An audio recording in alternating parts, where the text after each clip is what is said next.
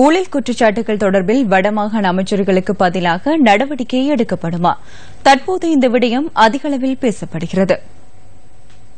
வடமாகாணத்தின் 4 அமைச்சர்களுக்கு எதிராக முன்வைக்கப்பட்ட ஊழல் குற்றச்சாட்டுகளை விசாரிப்பதற்காக முதலமைச்சரால் நியமிக்கப்பட்ட 3 அடங்கிய குழுவின் அறிக்கை ஏற்கனவே சமர்ப்பிக்கப்பட்டுள்ளது. இந்த குழு சமர்ப்பித்துள்ள அறிக்கைக்கு அமைய வடமாகாண விவசாய அமைச்சர் பொன்னுத்துறை ஐங்கரநேசன் மற்றும் மாகாண கல்வி அமைச்சர் டி குருகுலராசா ஆகியோர் பதவி நீக்கம் செய்யப்பட வேண்டும் என பரிந்துரைக்கப்பட்டுள்ளதாக இன்றைய தினகரன் பத்திரிகையில் குறிப்பிடப்பட்டுள்ளது. வடமாகாண சுகாதார அமைச்சர் ப சத்தியலிங்கம் மற்றும் போக்குவரத்து அமைச்சர் ப டனீஸ்வரன் ஆகியோர் தொடர்பில் முன்வைக்கப்பட்ட ஊழல் குற்றச்சாட்டு நிரூபிக்கப்படவில்லை என அதில் குறிப்பிடப்பட்டுள்ளது.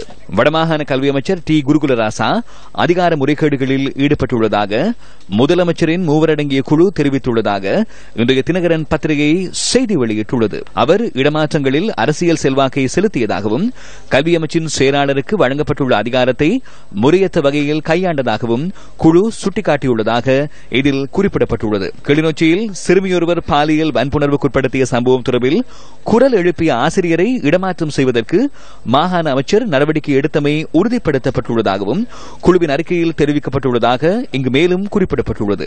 இதற்கமைய அவர் உடனடியாக பதவி விலக வேண்டும் என 3 அடங்கிய குழு பரிந்துரை செய்துள்ளதாக தினகரன் பத்திரிகையில் தெரிவிக்கப்பட்டுள்ளது. அத்துடன் கல்வி அமைச்சின் செயலாளரும் பதவி நீக்கம் செய்யப்பட வேண்டும் என அந்த குழு மேலும் பரிந்துரைத்துள்ளதாக அதில் குறிப்பிடப்பட்டுள்ளது. வடமாகாண விவசாய அமைச்சர் போ ஐங்கரநேசனுக்கு எதிராகவும் தொடர்ச்சியாக ஊழல் குற்றச்சாட்டுகள் சுமத்தப்பட்டு வந்தன. இவருக்கு எதிராக நிதி மோசடி குற்றச்சாட்டுகளும் சுமத்தப்பட்டிருந்தமை குறிப்பிடத்தக்கது.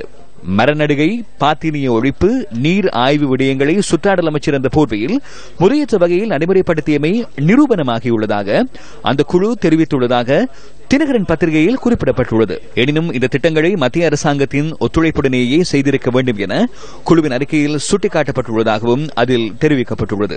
அமைச்சர் ஐங்கரநேசன் அமைச்சுக்கு வழங்கப்பட்டுள்ள தண்ணீர் பவுசர்களை உள்ளூராட்சி சபைகளுக்கு வழங்காமல் தனது கட்டுப்பாட்டுக்குள் வைத்திருந்ததாகவும் இந்த செய்தியில் குறிப்பிடப்பட்டுள்ளது. விவசாய கிணறு புனரமைப்பு மற்றும் புழுதியாற்று நீர்ப்பாசன திட்டங்களில் நிதி முறைகேடுகள் இடம்பெற்றுள்ளதாக விசாரணை குழு அறிக்கையில் குறிப்பிடப்பட்டுள்ளதாக தினகரன் பத்திரிகை இன்று வெளியிட்டுள்ள செய்தியில் சுட்டிக்காட்டியுள்ளது. இதற்கமைய விவசாய அமைச்சரும் அவரது செயலாளரும் பதவிகளில் இருந்து நீக்கப்பட வேண்டும் என்று முதலமைச்சரின் குழு பரிந்துரை செய்துள்ளதாக இதில் மேலும் குறிப்பிடப்பட்டுள்ளது.